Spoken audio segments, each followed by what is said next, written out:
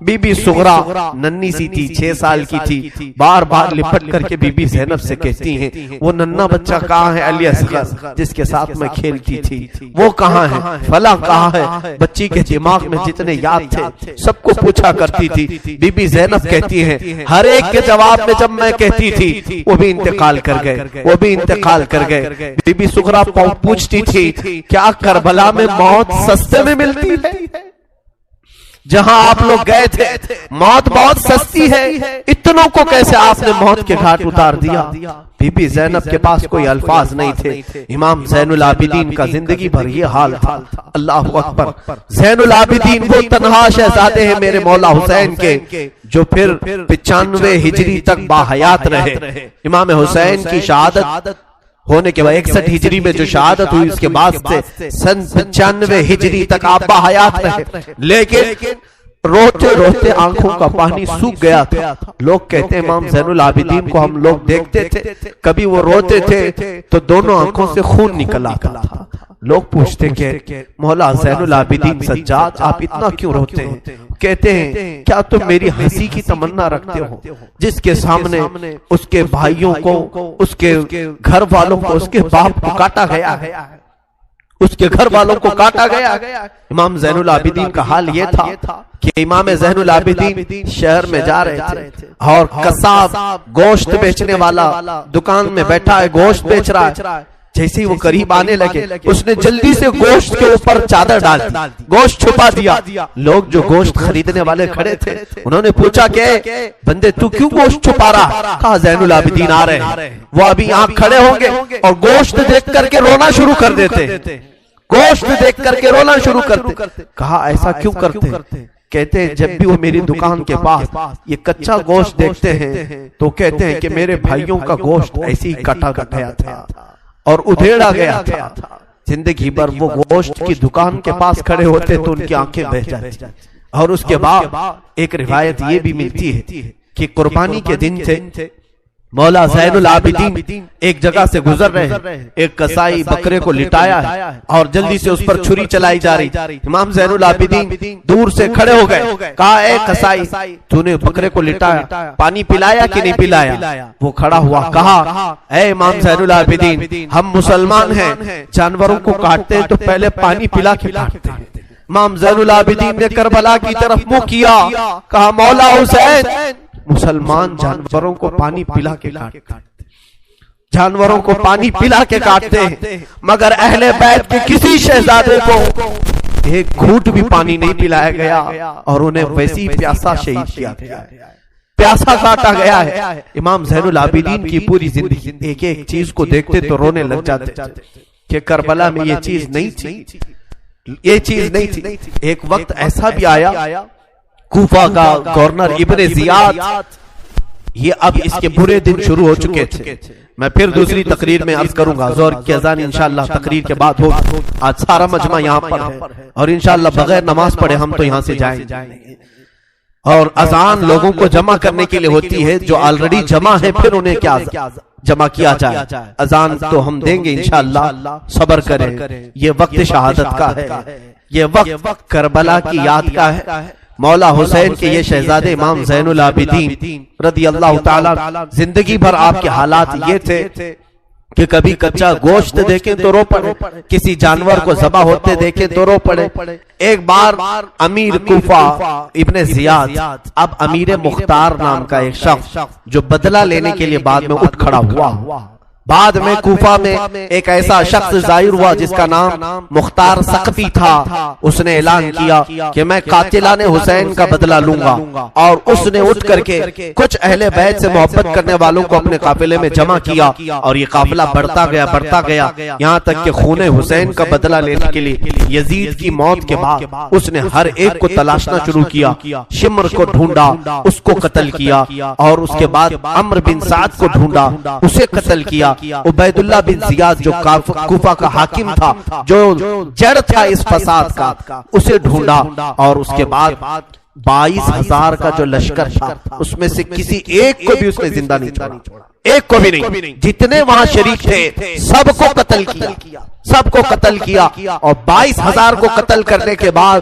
مختار ثقفی نے یہ اعلان کیا ابھی میں نے حسین کی ایک انگلی کا بھی بدلہ نہیں لیا، میں حسین ابن علی کی ایک انگلی کا بھی بدلہ نہیں لیا۔ یزید خائب و خاسر ہو کر مر گیا، اور یزید کی سب سے بڑی ذلت تو یہ ہے یزید کے بعد اس کا بیٹا معاویہ تخت پر بیٹھا، پہلے دن خلیفہ بنا کر اسے بٹھایا گیا، اس کے بعد 6 مہینے تک وہ گھر سے باہر ہی نہیں آیا، 6 مہینے کے بعد سیدھے لاش باہر آئی بیٹے کی، وہ 6 مہینے کبھی تخت پر نہیں بیٹھا یزید کے۔ لوگ کہتے تھے کہ معاویہ آپ یزید کے جانشین ہیں، وہ نیک شہزادہ تھا۔ دیکھیں اللہ کی مصلحت کیسی، صحابی کے پیٹ میں یزید پیدا ہوا، یزید کے پیٹ میں معاویہ پھر اچھا شہزادہ پیدا ہوا، نیک تھا۔ اس نے کہا، لوگ جب کہتے تخت پر بیٹھ جائیے تو اس نے اس تخت کی طرف دیکھ کر کے تھوک دیا اور کہا اس تخت پر بیٹھوں جس پر شہزادہ رسول کا خون لگا ہوا ہے، اس تخت پر بیٹھوں جو تخت حسین ابن علی کے گھر والوں سے رنگا ہوا ہے، کبھی اس تخت پر نہیں بیٹھا۔ اس کی یزید کی سب سے بڑی ذلت تو اسی میں ہے کہ اس کا خود کا بیٹا اس کے تخت پر تھوک دیا، نہیں بیٹھ سکا۔ لیکن حسین کا چرچا آج بھی ہے، حسین کے شہزادے گلی کوچوں میں ہر جگہ ہے، سادات کی خوشبو تم محسوس کرو گے آج۔ حسین ابن علی کے یہ صاحبزادے زین العابدین جہاں پر رہ رہے تھے خیمے میں، تو ایک مرتبہ ایسا ہوا کہ ابن زیاد جان بچاتا ہوا بھاگتا ہوا نکل آیا، کیونکہ مختار ثقفی اس کے پیچھے لگ گیا تھا، اپنے سواریوں کو دوڑا دیا تھا، اس کے پیچھے کے عبید اللہ بن زیاد جہاں بھی ملے اسے پکڑ کر کے لاؤ، اسے پکڑ کر کے لاؤ۔ تو سب اس کے پیچھے لگ گئے، مختار ثقفی کے ڈر سے عبید اللہ بن زیاد جان بچاتا ہوا بھاگتا ہوا ایک خیمے میں آیا، وہ خیمہ کسی اور کا نہیں امام زین العابدین کا تھا۔ وہاں پر پہنچ گیا، آپ قرآن پاک کی تلاوت میں مصروف تھے، مختار ثقفی کے ڈر سے آنے والا یہ عبید اللہ بن زیاد ہانپ رہا تھا، کانپ رہا تھا۔ امام زین العابدین نے سر اٹھا کر کے دیکھا، کیا بات ہے؟ کہا پیاس کی شدت ہے، اگر تمہارے پاس پانی ہو تو پلاؤ۔ امام زین العابدین نے فوراً کھٹوری بھری اور پانی پیا، اس نے پانی پیا اور پھر کہا اور پانی ملے گا، انہوں نے اور ایک کھٹوری بھری اور پھر پانی پلایا، اس نے پیا، 3 کھٹوریاں پانی پیا۔ عبید اللہ بن زیاد یہ سوچنے لگا شاید امام زین العابدین نے مجھے پہچانا نہیں ہوگا۔ اس نے کہا آپ مجھے نہیں پہچانے ہوں گے شاید۔ آپ نے چہرہ اٹھایا تو آنکھوں میں خون تھا، آنکھوں میں خون تھا۔ کہا اے ظالم تجھے نہیں پہچانوں گا، تیری وجہ سے میرا پورا گھرانہ لٹ گیا، میرا پورا خاندان تو نے تباہ کیا، بھوکا اور پیاسا کربلا میں تڑپایا، تجھے نہیں پہچانوں گا، تو عبید اللہ بن زیاد بدبخت نہیں ہے؟ تو اس نے کہا جب آپ نے پہچانا تو پانی پلا رہے ہو۔ امام زین العابدین نے کہا جو تو نے ہمارے ساتھ سلوک کیا وہ تیری فطرت تھی، اور ہم نے جو سلوک کیا ہے یہ اہل بیت کی فطرت ہے، یہ اہل بیت کی شان ہے، ظالموں کے ساتھ بھی پانی پلانے کا سلوک۔ اسی لیے میرے عزیزوں آج اگر ہمیں کچھ آس ہے، امید ہے، تو رسول کے انہی شہزادوں سے کہ ہماری برائیاں 1000 ہوں گی، لیکن مجھے امید ہے کہ ان حسین ابن علی کے شہزادوں سے اگر قیامت کے دن ایک بار ہم کہہ دیں گے پانی، تو امید ہے کہ یہ اپنے نانا کے حوض کوثر سے ہمیں پانی ضرور پلائے۔ تذکرہ کرو حسین کا، تذکرہ کرو اہل بیت کا اور علی کے شہزادوں کا، یقیناً حوض کوثر پر انہی کا قبضہ ہے۔ میرے آقا صلی اللہ تعالیٰ علیہ وسلم اپنے ہاتھ سے جسے چاہیں گے پانی پلائیں گے، ان کے گھر والوں کو ستا کر کے تم پانی قیامت کے دن کس پیاس بجھاؤ۔ امام زین العابدین نے اس وقت بھی پانی پلایا۔ میرے عزیزوں اس کے بعد ایسا نہیں کہ اسلام ختم ہو گیا، امیہ کی خلافت چلتی رہی، یزید کے بعد اس کا بیٹا معاویہ کے انتقال کے بعد پھر مروان حاکم بنا، مروان کی حکومت چلی، پھر اس کے بیٹے آئے تقریباً 90 ہجری تک، اور اس کے بعد 105 ہجری تک اسی امیہ خاندان نے خلافت کی باغڈور سنبھالی۔ اس کے بعد عباسی خلافت کا دور شروع ہوا۔ ہوا جو بنو عباس کہلائے، وہ اہل بیت سے محبت کرنے والے تھے. اتنے زمانے تک بھی اہل بیت کے ساتھ برا سلوک ہوتا رہا. امیہ کے پورے جتنے خلفاء آئے انہوں نے اہل بیت کے ساتھ کوئی اچھا سلوک نہیں کیا.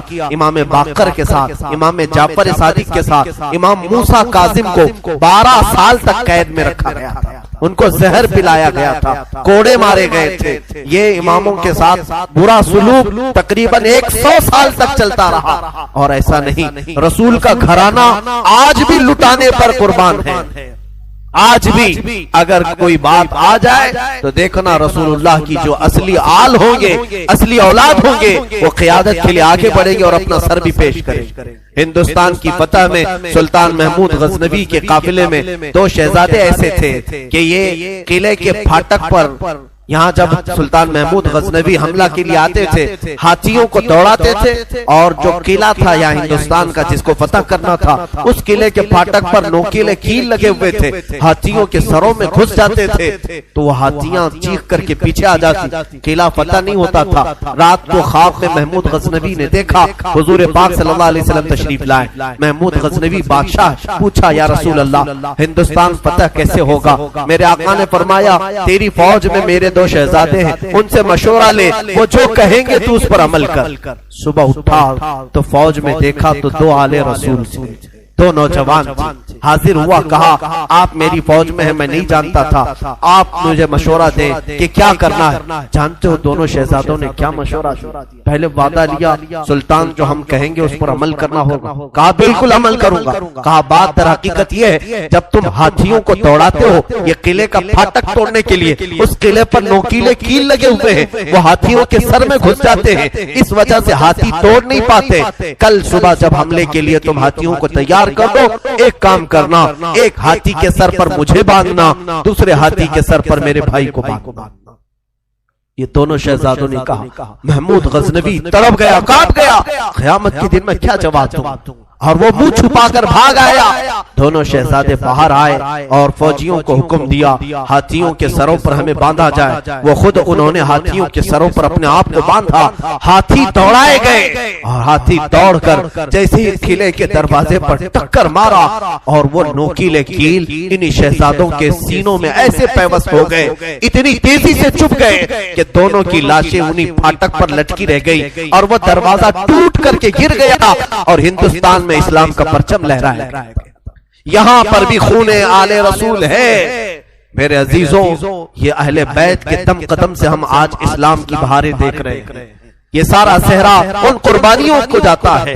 آج ہم نے تذکرہ امام حسین کیا. کچھ ذمہ داریوں کی بات اخیر میں کر جاؤں. آج جتنے بھی جوان یہاں حاضر ہیں میں حسین کا انہیں واسطہ دیتا ہوں، حسین کے لاڈلوں کا واسطہ دیتا ہوں. خیرت کرو، اب شرم کرو. اب تمہاری زندگی گزارنے کے وہ طریقے نہیں ہونا چاہیے جس طریقوں پر تم آج جی رہے ہو. آج تمہارے چہروں پر نہ حسین کی کوئی علامت ہے، نہ کربلا والوں کی کوئی علامت ہے. اے میرے عزیز بچوں، اے میری ماں اور بہنوں، اٹھو. کربلا والوں سے اگر تم محبت کرتے ہو تو آج علم حسین لو. اور علم حسین کا نام مپنجا نہیں بلکہ در حقیقت علم حسین قرآن مجید کا نام ہے. تم اپنے ہاتھوں میں اس مصحف پاک کو اٹھاؤ. کیا تم نہیں دیکھتے سر امام حسین بھی تلاوت کر رہا تھا جب دمشق کے بازار میں حسین کا سر لایا گیا تھا؟ اس وقت بھی لوگوں نے دیکھا نیزے کے اوپر سے امام حسین کے لبوں سے یاسین مبارکہ کی تلاوت کی آواز آ رہی تھی. وہ حسین کٹے ہوئے سر سے بھی جب تلاوت کر سکتے ہیں، تم کیوں تلاوت نہیں کرتے؟ آج قرآن کیوں نہیں پڑھتے؟ قرآن کو کیوں ہاتھ نہیں لگاتے؟ آج ہمارے گھروں میں جو اندھیرا ہے یہ قرآن نہ پڑھنے کی وجہ سے. میرے آقا نے سچ فرمایا کہ تم اپنے گھروں کو قبرستان نہ بناؤ. جس گھر میں قرآن نہیں پڑھا جاتا اس گھر کو کہا گیا یا میتیں رہتی ہیں یا مردے رہتے ہیں. کتنے گھروں میں قرآن پڑھا جا رہا ہے. مردوں کا گھر بناؤ، بچیوں کو بٹھاؤ، بچوں کو بٹھاؤ، قرآن ان کے ہاتھ میں دو، قرآن کی طرف توجہ کرو. اگر ایک بار پھر پلٹ آئی یہ امت تعلیمات اسلام کی طرف، مجال ہے کہ کوئی تمہاری طرف آنکھ اٹھا کر کے. میں یہ چیلنج کے ساتھ کہتا ہوں تمہارے پاس ایمان کی جو دولت ہے پوری دنیا چھان مارو گے یہ دولت کسی قوم کے پاس نہیں ہے. کسی کے پاس نہیں. تمہارے پاس محبت رسول ہے, تمہارے پاس محبت علی, تمہارے پاس محبت حسین ہے, تمہارے پاس اولیاء کاملین کی کردار ہے, تمہارے پاس ساری علامت تبرکات ہیں. تم کیوں پیچھے ہو؟ تمہارا پیچھے رہنا تو افسوس کی بات ہے. آج لوگ تمہیں بزدل بنا رہے, آج لوگ تمہارے اوپر خوف کا ماحول طاری کیے ہوئے, ڈر کا ماحول طاری کیے ہوئے. شاید یہاں تم نے دیکھا بھی ہوگا ہزاروں تقریریں ہیں, میں اپنی تعریف کے لیے نہیں کہہ رہا ہوں, ہزاروں خطبہ ہیں, چند ہی بولتے ہوں گے لوگ, اس لیے کہ خطبہ واعظین مقررین کی زبانوں کو بھی بند کرنے کی کوشش کر رہے ہیں. کتنے تو مجھے بولتے ہیں یوں نہ بولو مولانا, بہت جلدی گرفتار ہو جاؤ, بہت جلدی جیل میں چلے جاؤ, حکومت کی تمہارے اوپر نظر, ڈپارٹمنٹ میں تمہارے ریکارڈ ہیں, بہت ساری باتیں ہیں. میرے عزیزوں, ایک طرف میرے پاس یہ امت مصطفیٰ بھولی بھٹکی ہوئی قوم ہے, ایک طرف میرے آقا کی قرآن عظیم ہے, اور حسین اعظم کے کربلا کے واقعات ہیں. مجھے بتاؤ, کیا حسین ابن علی کا سامنا قیامت کے دن نہیں کرنا ہوگا؟ کیا ہم جیسوں کو پکڑ کر قیامت میں نہیں پوچھا جائے گا مولا نے تجھے زبان دی تھی, مولا نے تجھے قرآن کا علم دیا تھا, رب نے تجھے حدیثیں عطا کی تھی, تو نے اپنے حبیب کی امت کے ساتھ کیا سلوک کیا؟ کیا تو انہیں سبحان اللہ اور نعروں میں ہی سلا دیا کرتا تھا؟ اگر قیامت کے دن مجھے یہ سوال ہوگا, میں کیا جواب دوں گا؟ اس لیے میں یہ بہتر سمجھتا ہوں, حق بولنے پر اگر گرفتاری ہو جائے تو میری گرفتاری کوئی معنی نہیں رکھتی, اس لیے کہ مجھ سے کئی لاکھ درجہ گنا بہتر امام زین العابدین جب گرفتار کیے جا سکتے ہیں اور مولا حسین کے گھر والوں کو قیدی بنایا جا سکتا ہے, تو ہماری لاکھوں زندگیاں ان کی قید پر قربان ہوں. ہمیں قید سے ڈر نہیں ہے, ہمیں کوئی گرفتاری سے خوف نہیں ہے, اور ہماری زبانوں کو خریدنے کی کوشش بھی نہ کرو, ہمارے الفاظ کو خریدنے کی کوشش نہ کرو. اے مسلمانوں, میں جو بول رہا ہوں ایک بات یاد رکھنا, اگر لوگوں میں بدگمانی ہے میرے متعلق, بدگمانی کرتے ہو پیسوں کے لیے, مال کے لیے, یا میں اپنی فیلڈ بنانے کے لیے بول رہا ہوں, تم خام خیالی میں ہو. انشاءاللہ میں کس مقصد سے بول رہا تھا اور تم کس مقصد سے سن رہے تھے, آج میں صفائی نہیں دوں گا, کل بروز قیامت رسول اللہ کے سامنے فیصلہ ہو جائے گا, قیامت کے دن فیصلہ ہو جائے گا انشاءاللہ. میرا وجدان یہ کہتا ہے, میں کہاں کھڑا رہوں گا اور تم کہاں کھڑے رہو گے, یہ قیامت کے دن ہی پتا چلے گا, قیامت کے دن پتا چلے گا. اگر میری بات آپ تک پہنچتی ہے تو عمل کی طرف آؤ, ہیلے بہانے نہ کرو. مجھے مارنا ہے مار لو, مجھے کوسنا ہے کوس لو, دو چار گالیاں مجھے دے لو اگر دل ٹھنڈا ہوتا ہے. میرے اخلاق برے ہیں, میرے اعمال برے ہیں, ہو سکتا ہے میں نکما ہوں, ہو سکتا ہے میں کم علم ہوں, ساری باتیں مجھے منظور ہے, لیکن جس چیز کی طرف میں تمہیں دعوت دے رہا ہوں وہ دعوت کو ہلکا مت سمجھو, اس بیان کو ہلکا نہ سمجھو. میں تو تمہیں محبت رسول کی طرف بلا رہا ہوں, میں تمہیں مولا حسین کے کردار کی طرف بلا رہا ہوں, اسے تو نہ کوسو. میں کمتر ضرور ہوں, لیکن جس کی دعوت دے رہا ہوں وہ دعوت کمتر نہیں ہے, وہ دعوت ہلکی نہیں ہے. آؤ, میں ہزاروں نوجوانوں کی آج زندگیوں کو دیکھ رہا ہوں, تمہارے ہاتھوں میں آج دنیا نے کیا پکڑایا ہے, گندے نغمے, گندے موبائل کی فحش تصویریں, تم اسی کو دیکھ کر رات گزار رہے ہو, اسی سے صبح کر رہے ہو, تمہارے کان نغمے سن کر سوتے ہیں اور گانوں کی دھن پر صبح کرتے ہو. یہی اخلاق کل قیامت میں مولا حسین کے سامنے تم کھڑے ہو, حشر کے دن تمہیں رسول اللہ کے سامنے کھڑا ہونا ہے. ان کے بچوں کے ہاتھ میں, ارے 11 سال کا بچہ جب تلوار اٹھایا تھا, تم اپنا موبائل اٹھا کر کے اس کو دکھاؤ. میں نے جوانی میں موبائل اٹھایا ہے, انہوں نے تلواریں اٹھائی تھی, کس لیے؟ امت مصطفیٰ کی حمایت کے لیے, شریعت طاہرہ کی حفاظت کے لیے. اس لیے میرا آخری یہ میسج ہے کہ اٹھو وہ کرنا حشر نہ ہوگا پھر کبھی, دوڑو کے زمانہ چال اپنی چل گیا, قوت عشق سے ہر پست کو بالا کر دو, دہر میں نام محمد سے اجالا کر دو, کی محمد سے وفا تو نے تو ہم تیرے ہیں, یہ جہاں چیز ہے کیا لوح و قلم تیرے ہیں. اقبال نے سچ کہا تھا, نہیں تیرا نشیمن قصر سلطانی کے گنبد پر, تو شاہین ہے بسیرا کر پہاڑوں کی چٹانوں پر. آج تم جہاں جی رہے ہو یہ تمہارا مقام نہیں, یہ تمہاری جگہ نہیں, اور عورتوں سے بچیوں سے گزارش ہے، ارے اس ننھی سکینہ کو دیکھو جس نے قیدی حالت میں بھی اپنے پردے کی فکر کی ہے، اپنے دوپٹے کا خیال کیا ہے۔ تمہیں آج ساری آسائشیں، ساری نعمتیں ملی ہیں اور بازار میں مٹک مٹک کر کے چلنا، لوگوں کو اپنی زینت کی طرف دعوت دینا، اپنے جسموں کو آشکار کرنا، کیا یہ سکینہ کے اخلاق ہو سکتے؟ فاطمہ کے گھر کے اخلاق ہو سکتے؟ بچیاں توبہ کرو، تمہارا جسم شیطان آوارہ کرنا چاہتا ہے۔ تم نے اگر اپنے جسم کی نمائش کی، لوگوں کی توجہ اور ان کی آنکھیں اپنی طرف مبذول کرنے کے لیے، قسم رب ذوالجلال کی تمہارے جسم کی چمڑیاں فرشتے اس طرح سے چھیلیں گے، اس طرح سے کہ حدیث پاک میں ملتا ہے 1 گھنٹے میں 70 بار چمڑی بدلی جائے گی۔ 1 گھنٹے میں 70 بار۔ ذرا بلیڈ سے چمڑی نکال کر کے دیکھنا، پتا چلے گا چمڑی ادھیڑنے کی سزا کیا ہوتی۔ اگر تم نے اپنے عورتوں کی حفاظت نہیں کی، اپنے سطر کی حفاظت نہیں کی، بڑی سزا میں گرفتار ہو جاؤ گے، بہت بھیانک عذاب میں گرفتار ہو جاؤ گے۔ قیامت کے منظر کو اب چندہ ضرورت نہیں کہ میں اپنی بات کو طویل کروں، میں صرف میسج یہی دینا چاہتا تھا، آج قرآن کو پھر سے عام کرو، آج عہد کر کے اٹھو کہ شریعت مصطفیٰ کو پھر سے ہم قائم کر کے دکھائیں گے۔ اذانیں ہوں گی تو اپنے کاموں میں نہیں، ہم مسجدوں میں سر جھکانے کے لیے آئیں گے، اس لیے کہ مولا حسین تلواروں کی جھنکار میں جب سجدہ کر سکتے ہیں تو آج ہمیں نعمتوں میں اللہ کھلا رہا ہے، پلا رہا ہے، سلا رہا ہے، کیوں ہم بستر چھوڑ کر ایک بار مسجد نہیں آ سکتے؟ ہم اپنی دکان چھوڑ کر مسجد نہیں آ سکتے؟ ہم اپنا کام چھوڑ کر مسجد نہیں آ سکتے؟ میرے عزیزو، اگر مسجد نہ ملے، جہاں میسر ہو سجدہ کر لو، جہاں موقع ملے اپنی نماز کمپلیٹ کر لو، اس لیے کہ قیامت کے دن یہ اگر تمہاری کچی رہی تو سارے معاملات میں پھنس جاؤ۔ جس کی نمازیں نکل گئی پھر وہ ہر چیز میں نکل جائے گا انشاءاللہ العزیز۔ اخیر میں انشاءاللہ العزیز اذان کے بعد میں 2 چند آپ کے سامنے اعلانات پیش کروں گا۔ بارگاہ الہی میں دعا ہے، مولا کریم کہنے سننے سے زیادہ عمل کی توفیق عطا فرمائے۔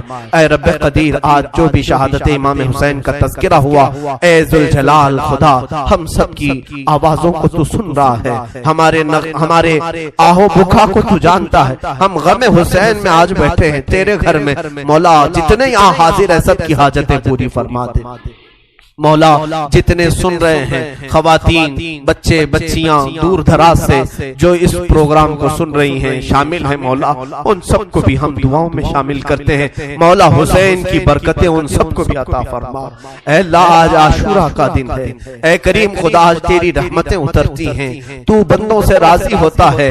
حسین کے خون کا واسطہ، علی اصغر کے خون کا واسطہ، ہم گناہوں سے توبہ کرتے ہیں، مولا ہم سب کو سچی توبہ نصیب فرما، گناہوں سے بیزاری عطا فرما، گناہوں کے مرض سے شفا عطا فرما، ہمیں آنکھوں کی حیا عطا فرما، زبان کی طہارت عطا فرما، دل کو وسوسوں سے بچا لے، ہمارے ہاتھوں اور پیروں کو غلط کاموں سے محفوظ فرما لے۔ اے کریم خدا، ہماری بچیوں کو بے آبرو ہونے سے بچا لے، ان کے جسموں کو کے سطر کی تو حفاظت فرما۔